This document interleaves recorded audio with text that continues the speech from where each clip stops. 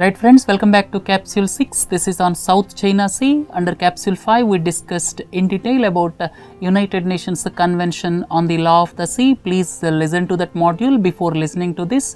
Otherwise, you may not understand. And if you look at the South China Sea, this is South China Sea.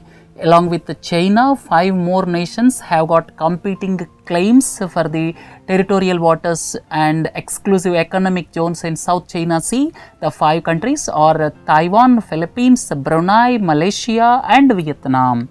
And if you look at the crux of the problem is China's 9-dash line. This 9-dash line, please look into the slide. This 9-dash line encompasses the Spratly Islands, Paracel Islands, Scarborough Shoal, and China is claiming rights over all these islands with this 9-dash line, and interestingly this 9-dash line has got no coordinates. And if you look at the issue why South China Sea is so contentious, first and foremost is, it is a major international sea route. Every year, almost $5 trillion worth shipping takes place, and it is equal to 40 to 50% of the total shipping across the world. And major shipping routes, please look into this slide. This is one of the major shipping route. The shipping route originates from Persian Gulf. From Persian Gulf through Strait of Hormuz, it traverses through Indian Ocean, then through Malacca Straits. Malacca Straits are situated between Malaysia and Indonesia. Through Malacca Straits, it enters South China Sea, and subsequently it moves this traffic towards Southeast Asian region as well as East Asia region. And this is the predominant sea route. That's why South China Sea is so contentious. Second one is natural resources like oil and gas, fishing resources is another area for rival claims by various countries. However, the natural resources are not fully explored. That is another interesting and important point to note. And another important aspect is, if the 9-dash line as claimed by China is accepted, please look into the slide. This is 9-dash line. If 9-dash line is accepted as claimed by China, then the area is most likely to be highly militarized, and at the same time freedom of navigation will be threatened.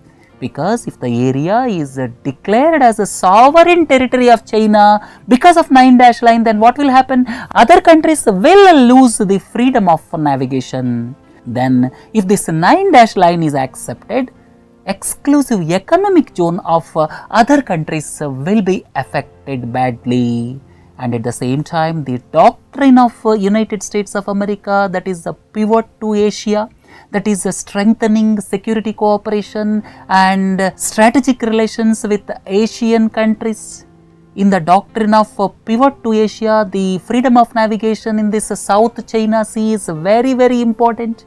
And some people feel that pivot to Asia is a part of containment of China policy. That's why tensions between China and United States of America are on the increase in recent times. And last important point is, if China's claims are accepted, then what will happen? Strategically and economically, no other country will be in a position to compete with China in the long run, because South China Sea is the important trade route, right? So that's why it became so contentious in recent times. And in Capsule 5, we discussed what are the rights in territorial waters and what are the rights in exclusive economic zone areas. And who are the claimants in South China Sea? Predominantly China. China claims the largest portion as defined by 9-dash line. And at the same time, it stretches hundreds of miles south and east from its Hainan region, and it is claiming the territories running into hundreds of miles away from its mainland. And Paracel Islands, Spratly Islands, these are considered as integral part of China for centuries. That is the main claim of China. Accordingly, it issued a map in 1947 indicating 9-dash line without any coordinates. If you look at Vietnam, it is saying that there is no legal basis for the rights claimed by China, and Vietnam says it ruled Paracels and Spratlys since 17th century, and at the same time Vietnam says China never claimed these islands before 1940s. And if you look at the Philippines, the claim of Philippines is it cites geographical proximity to the Spratly Islands because they are very close to Philippines. And another important aspect is it also claims Scarborough Shoal because it is just 160 kilometers from Philippines and 800 kilometers from China. In fact, this Scarborough Shoal falls within the exclusive economic zone of Philippines also. And if you look at the claims of other countries, please look into the aspect of Malaysia. Malaysia claims a small number of islands in Spratlys, and at the same time it also claims the economic rights as some of the islands fall within the exclusive economic zone of Malaysia. Similarly, Brunei claims rights because its exclusive economic zone as usual extends up to 200 nautical miles, and some of these islands falls within the zones of exclusive economic zone. Then Taiwan also cites 9-dash line because Taiwan and China were one and the same prior to 1949, and Taiwan also cites 9-dash line as claimed by China. So these are the competing claims of China and 5 other nations. And you may ask, what is meant by permanent court of arbitration? This is not court, please understand. It is established by a treaty in 1899. It is intergovernmental organization and it is not a court, and it is basically dispute resolution mechanism to the international community, and it undertakes international arbitration services when the arbitration involves various countries or the country's entities, international organizations, and at the same time it undertakes arbitration for private parties also. At the same time it mediates, and at the same time it undertakes reconciliation efforts and other forms of alternate dispute resolution mechanisms also. So this is situated in The Hague, Netherlands. So please look into the slide. Netherlands and The Hague. And what is the verdict?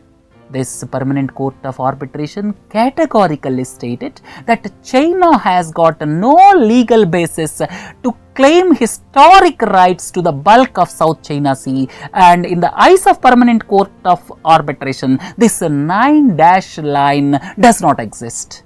Then China does not have the right to resources within this 9-dash line, and at the same time it tantamounts to interfering with the economic rights of countries like Philippines in fishing and oil drilling operations. And if you look at the next point, the permanent court of arbitration categorically stated that China damaged the fragile ecosystem because it has undertaken lot of construction activity in this area, and China as usual boycotted the proceedings and finally rejected the verdict. And if you ask about permanent court of arbitration, the ruling is legally binding, but it has got no mechanism to enforce this. And you may ask a pertinent question, what will happen now? The first and the foremost is China may become further aggressive. And all of you are well aware, China recently closed certain part of South China Sea for its military operations. And at the same time, it may continue with the construction of airstrips or establishment of military bases. And United States of America may send naval ships or military planes to assert freedom of navigation and overflight. And at the same time, United States of America has got good opportunity to strengthen its pivot to Asia doctrine or containing China policy. And at the same time, Philippines may take support from USA, but from the statements given by Philippines officials, it appears that it may not be aggressive against China in view of economic might of China and impending business relations with China. Then another unfortunate aspect is ASEAN, the grouping of 10 Southeast Asian countries, is divided in their opinion and is not able to put its weight behind Philippines. This is the most unfortunate aspect, and only time can say whether this will lead to further escalation of tensions between China and USA in the years to come. Right friends, this concludes the South China Sea. Please join for other capsules of the week. They are with regard to Armed Forces Special Powers Act and easy money policies adopted by advanced economies. Right friends, have a nice day. Thank you.